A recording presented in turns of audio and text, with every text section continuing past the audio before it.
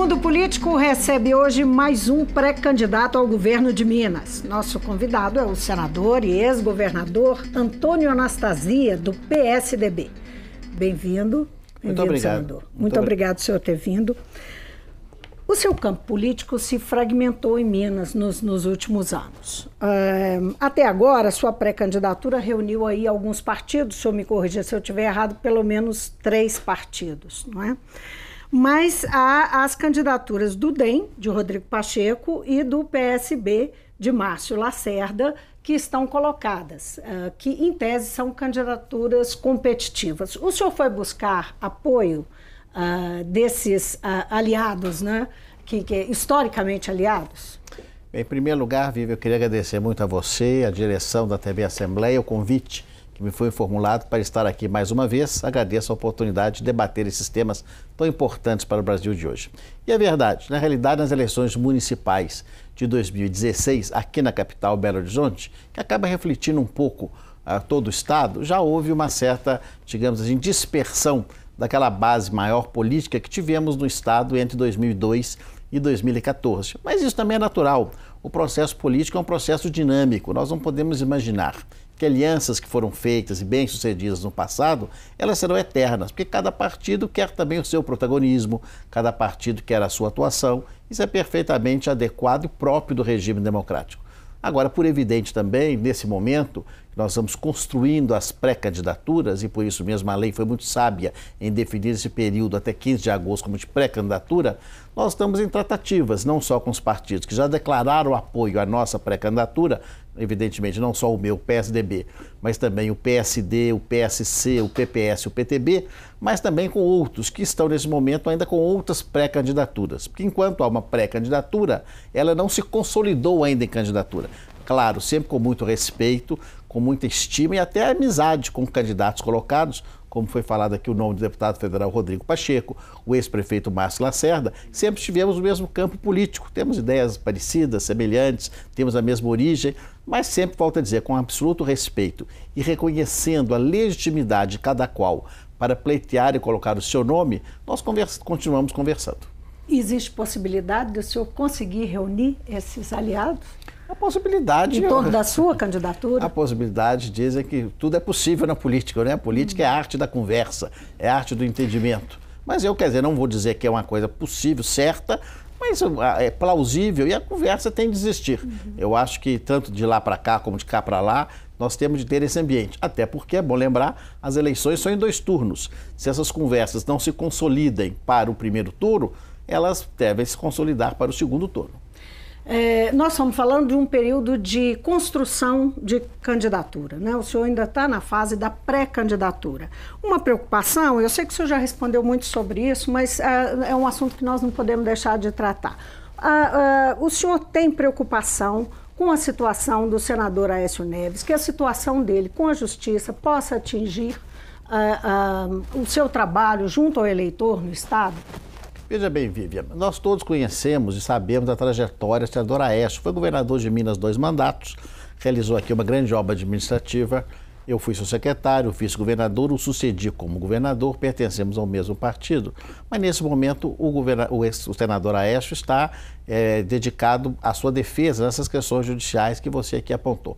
Não decidiu se será candidato a algum posto ou não nessas eleições. Temos de aguardar a sua decisão. Mas a minha candidatura dessa feita em 2018, e me permito alongar um pouquinho só para o esclarecimento, é sabido também, não é nenhum segredo, que num primeiro momento eu não pretendia me candidatar. Eu estou no meio do mandato do Senado, acho que faço lá um bom trabalho, e a minha pretensão no primeiro momento era ficar em Brasília. Mas as circunstâncias das demandas que recebi, lideranças da sociedade, empresariais, muitos prefeitos, no sentido de candidatar e apresentar uma alternativa ao governo, me levaram, de fato, a aceitar essa pré-candidatura.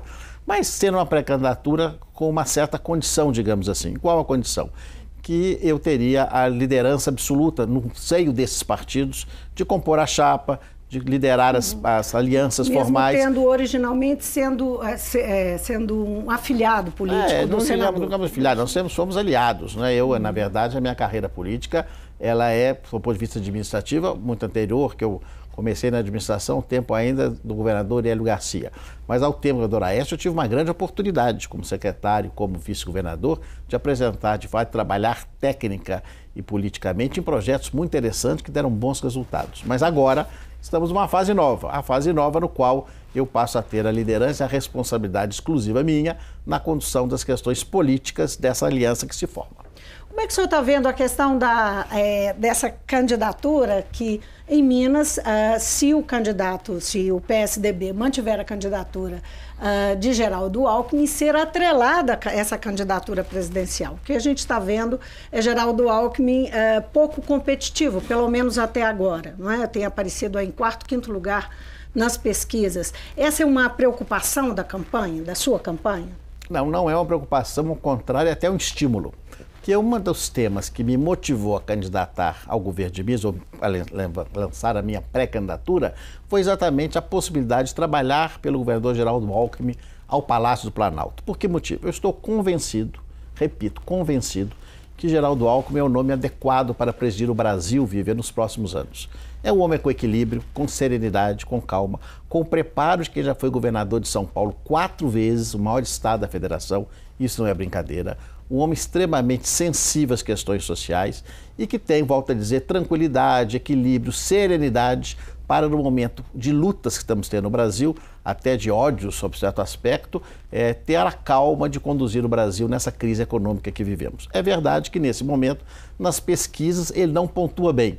Mas pesquisa nós sabemos, é um retrato daquele momento. Eu acredito que quando a campanha começar, propriamente dita, e as pessoas sentarem, racionalizarem, perceberem quem são os candidatos, vão ver que o nome do centro, que tem condições de avançar, é o dele e que é no centro que devemos buscar alternativa. E para Minas, eu acho muito importante, independente de eu ganhar ou outra pessoa ganhar as eleições de Minas, Geraldo fez um compromisso comigo quando eu disse a ele que concordaria com a candidatura. Se ele é eleito presidente, ele dará a Minas um tratamento devido a Minas. Minas Gerais, nos últimos 30 anos, não recebeu de nenhum presidente da República um tratamento condigno com o segundo estado da federação. Vimos o que aconteceu com o estado do Rio de Janeiro, do Nordeste, recebendo tratamentos totalmente diferenciados. E nós perdemos. O governador Geraldo, que tem origem em Minas, seu avô nasceu em Minas, tem uma vinculação política forte aqui, assumiu comigo esse compromisso. Evidentemente, pretendo ser eu, como pré-candidato, vitorioso. Mas mesmo se não for, eu serei fiador desse compromisso dele se eleito. Minas será tratada de modo diferente e vamos recuperar aquilo que perdemos ao longo de tantas décadas. O seu partido, o PSDB, ainda falando sobre esses desafios, vai conseguir fazer campanha desatrelada ao governo Temer, de quem foi base e deu apoio, forte apoio? O governo Temer, na verdade, ele tem a sua base no MDB. O que o PSDB anunciou desde o início, quando na época do impeachment da ex-presidente Dilma, é que o PSDB daria apoio aos temas nacionais que considerávamos relevantes, aos temas fundamentais. Integramos o governo com 2 ou 3 pastas, mas nos afastamos no final do ano passado, até para permitir que as questões políticas desse ano se firmassem. Mas acredito que as pessoas distinguem bem que o presidente Temer, que tem hoje um desgaste político muito grande, apesar de ter conseguido alguns avanços em alguns setores, ele é MDB, ou PMDB, agora é MDB. E nós somos do PSDB, que temos uma outra vinculação. E é bom lembrar que o presidente Temer também recebeu apoio praticamente de quase todos os partidos do leque partidário, fora basicamente o PT, que apoiava esse presidente Dilma. Muitos partidos que apoiavam o governo do PT, como o próprio MDB, do qual ele era vice-presidente, o PP, o PR, todos passaram a apoiar o presidente Temer, numa tentativa de governabilidade. Agora, senador, o governo Pimentel apresentou no início do mandato o resultado de uma auditoria nas finanças do Estado que apontava um déficit herdado de mais de 7 bilhões em relação ao governo anterior, ao seu governo. Como é que o senhor responde a essa alegação do atual governo que apontou aí um Estado quebrado? Bem, em primeiro lugar, lamentavelmente, no Brasil, a gente vê muito isso. As pessoas, quando não têm condições de governar, quando têm dificuldades, procuram sempre um culpado. E o culpado nunca é o próprio. É sempre alguém que veio de trás ou algum fator externo. Infelizmente, no caso específico do governo de Minas, o que nós tivemos foi o seguinte. Em 2013, eu, governador, já havia um sentimento, uma dificuldade na arrecadação do Estado. Nós já estávamos em crise econômica, graças à péssima administração do governo federal do PT, da presidente Dilma, que já lançava o Brasil numa situação econômica ruim. Em 2013, em julho, eu adotei medidas rigorosas, extinguindo secretarias, cortando cargos em comissão, reduzindo benefícios, fiz tudo isso em 2013. Em 2015 veio o novo governo e fez o oposto.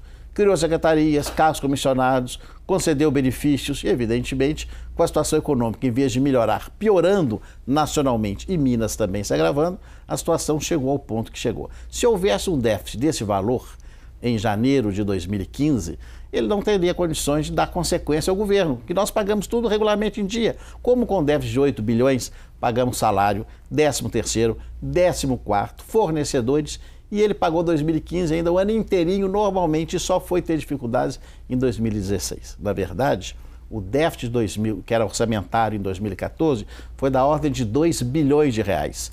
1 bilhão deles devidos em razão de um contrato de empréstimo com o Banco do Brasil, que não honrou o pagamento. E o outro 1 bilhão foi pela frustração de receitas que o governo federal passou a não nos pagar, como foi o caso de fundos de exportação e da própria CID. E, é claro, o déficit aumentou no seu governo. Agora ele deverá responder por isso. Agora, senador, o que fazer? O senhor, se eleito, o que pretende fazer de cara, não é? Essa também é outra pergunta que o senhor tem respondido muito, porque nós temos aí uma folha de pagamento atrasada, parcelada, e uma situação muito tensa, muito grave no Estado em relação às finanças e à economia em geral. Tem razão, Vivi. A situação fiscal do Estado é dramática, é gravíssima. Nós devemos ser extremamente rigorosos, austeros, criativos para enfrentar essa situação. É possível resolver? Sim, é possível. Enfrentamos um quadro parecido em 2003, quando o governo Itamar deixou também com algumas dificuldades, não tão graves como essa, mas também tínhamos ali um déficit grande e conseguimos reverter. Agora, para isso, nós vamos ter, em primeiro lugar, fazer cortes como Minas Gerais nunca viu. Cortes profundos na máquina administrativa, reduzir a máquina ao mínimo em termos de estrutura, reduzir todo tipo de gordura. Falando de corte de secretarias, órgãos, entidades, cargos comissionados, um corte bastante, volto a dizer, radical, e ao mesmo tempo uma criatividade muito grande em fazer parcerias. Ninguém pode falar a essa altura em Minas em aumentar tributos. Isso é um nome feio, vamos dizer assim. Então isso tem que ser descartado. O que, infelizmente, o atual governo fez e muito, reajustou tributos. A sociedade mineira não suporta mais aumento de tributos. Nós devemos manter no quadro atual para depois tentar reduzir esses tributos. Agora, quais são as parcerias? Com o setor privado, criando um ambiente favorável de investimentos do Estado. É do dia para a noite? Claro que não. Ninguém pode sentar aqui com um pré-candidato e se achar um mago Merlin e que com uma varinha mágica vai consertar em uma semana e um mês. É um processo que será gradual, mas que com base na confiança, na experiência e no conhecimento do gestor principal, que é o governador, e de uma boa equipe, conduzirá novamente o Estado a bom trilho. Agora, senador, o governador Fernando Pimentel recusou um acordo para a renegociação da dívida do Estado com a União, que previa, entre outras coisas, esse corte na máquina que o senhor está se referindo e venda de ativos do Estado, empresas do Estado, e a adequação à reforma previdenciária. Isso foi colocado pela equipe econômica do governo federal. O senhor pretende fazer isso? Em primeiro lugar, esse quadro é um quadro do atual governo, colocado pelo atual governo federal. O estado do Rio de Janeiro, que estava em situação pior que Minas, aderiu a esse modelo e conseguiu, aparentemente, colocar a sua casa mais ou menos em ordem. Minas resolveu dizer não e está sofrendo consequências amargas. Claro que nós devemos ver quais as consequências. Porque nós temos normas constitucionais. Nós temos uma norma constitucional que Minas protege as duas grandes empresas do Estado. A CEMIG e a Copasa estão protegidas por norma constitucional, então elas não são suscetíveis de privatização. Mas nós podemos ser, como eu falei a palavra há pouco, criativos. Nós vamos ver como essas empresas podem, com seu capital, alavancar recursos e, evidentemente, negociar com o governo federal com muita lealdade, com muita franqueza, com muita realidade, uma ajuda necessária dentro de um plano de recuperação das finanças do Estado, porque não é bom para a própria União ter o segundo estado da federação, que é Minas Gerais, numa situação financeira tão debilitada. A questão previdenciária, como é que o senhor trata? A proposta era que aumentasse de 11% para 14% a alíquota Não é? Isso é que o Henrique Meirelles, o ex-ministro da Fazenda, trazia como proposta ao governo. O que o senhor pretende fazer? Essa matéria foi analisada também no âmbito do Congresso Nacional e eu, como senador, não cheguei a discuti-la indiretamente, mas não a deliberar, porque a matéria ficou na Câmara. Mas, posteriormente, certamente será retomada e virá ao Senado. A questão da alíquota tem de ser vista com muita realidade. Nós temos de distinguir muito as pessoas que já contribuíram, nós não podemos ferir direitos adquiridos, mas devemos criar critérios novos para quem está entrando agora, inclusive em relação, a minha opinião, em relação ao tempo da aposentadoria, não para os atuais, para os novos. Com relação ao percentual de quem atualmente já paga, nós temos de ver muita capacidade, chamada capacidade contributiva, quem tem condições de fazê-lo, porque evidentemente nós vemos hoje, vou dar um exemplo, a carreira do magistério. Os professores de fato recebem pouco em Minas Gerais, a despeito de um grande resultado que apresentem, de um trabalho extremamente positivo. Minas Gerais tem uma educação pública de muito boa qualidade, mas aumentar nesse caso, me parece de fato, a essa altura, com esse quadro atual, quase que uma injustiça, uma insensibilidade. Então nós vamos ter de ser, volto a dizer, criativos para identificar aonde nós temos esse espaço para tentar identificar as fontes necessárias para essa reforma. Agora, como é que o senhor se posiciona sobre a proposta do governo Pimentel de privatização, de venda de 49% das ações da Codemig? Inclusive, é um projeto que está parado, o trâmite dele na casa, porque a oposição não negocia, não quer votar. É porque, de fato, o que nós temos nesse momento, a Codemig não está protegida, ao contrário da Copasa e da CEMIG, pela norma constitucional que veda a sua venda, até porque também estamos tratando aqui só de parte do capital. Mas no caso específico, a oportunidade, o momento atual pré-eleitoral não convém a uma discussão dessa natureza. A Codemig representa para Minas as jazidas de nióbio, cujo valor é considerado um valor inestimável. O valor colocado é considerado muito baixo perto do que de fato vale a empresa e o que vale essas jazidas ao longo do ano. Então seria muito mais criativo, muito mais inteligente estabelecer parcerias sem a venda da empresa e utilizando esses ativos como alavanca para levantar recursos do que a alienação desse percentual do capital. Isso é o que o senhor faria? Me parece que seria o mais adequado. Na área de segurança pública, não é? Eu sei que o senhor foi relator do SUSP, não é? Do sistema que acaba de ser sancionado pelo presidente da República no Senado. E nós vimos aqui em Minas um momento tenso nas últimas semanas, com uma série de ataques que foram atribuídos ao PCC. Como é que o senhor enxerga a ação do governo na área de segurança e o que o senhor pretende fazer nessa área? O senhor que vai, inclusive, participar de uma audiência aqui conosco na Assembleia, exatamente tratando do SUSP, não é? Bem, em primeiro lugar, eu tive a satisfação na minha trajetória de ter sido secretário-geral do Ministério da Justiça, quando foi criado o Plano Nacional de Segurança Pública, e depois ter sido secretário de Estado da Defesa Social, em Minas, quando fizemos o primeiro trabalho do programa de integração entre as polícias. Foi uma época muito positiva, quando conseguimos otimizar muitos recursos dos órgãos de segurança pública do Estado a favor do cidadão. Hoje, Minas atravessa uma quadra muito difícil em segurança pública. Basta abrir os jornais, o que você disse é a realidade. Nunca houve crime organizado em Minas Gerais, eu não me lembro disso, não é? Então isso é coisa recente. Lamentavelmente, em razão, me disseram, de uma dificuldade na questão da inteligência. A informação, Vivi, é muito importante no combate à criminalidade. Não é a truculência, a força física, mas a inteligência, trabalhos de inteligência identificando de onde vem o problema, quais são aqueles atores que estão interagindo, onde haverá uma eventual rebelião, etc. Então isso tudo tem que ser visto com muita cautela e muito cuidado. Então um trabalho de inteligência é fundamental e o SUSP favorece isso, porque o SUSP veio para integrar os sistemas de arquivos, os sistemas de registros que hoje não se comunicam e é muito grave que isso ocorra. Nós não sabemos se um cidadão que está com a ficha aqui em Minas está fichado também em São Paulo. Lá ele pode ser um cidadão correto, enquanto aqui ele já é criminoso. É um absurdo o Brasil no século XXI chegar a esse ponto, mas é a realidade. Agora, então, só fazendo uma observação, é importante dizer também que nos últimos 15 anos, pelo menos, nós temos um crescimento constante da violência no Estado. É verdade, esse crescimento da violência não é uma coisa que está acontecendo agora. Agora agravado por essa figura do crime organizado. O Minas Gerais, até 1996, para dar o dado exato, tinha uma situação de violência extremamente confortável. Nunca é confortável, porque qualquer índice de violência a gente tem de combater, ele é repugnante. Mas dentro da estrutura dos estados, ele era, se não fosse o mais seguro, era dos mais seguros. De 96 para cá, ou seja, praticamente 22 anos, de fato houve uma piora. E decorre de que essa piora? Matéria muito simples, que os outros estados também sofreram o mesmo indicador. Tráfico de drogas. A nossa fronteira internacional é uma peneira. As drogas entram, as armas entram e o governo federal sempre lavou as mãos, dizendo que segurança pública é tema dos estados. Mas Minas Gerais não produz.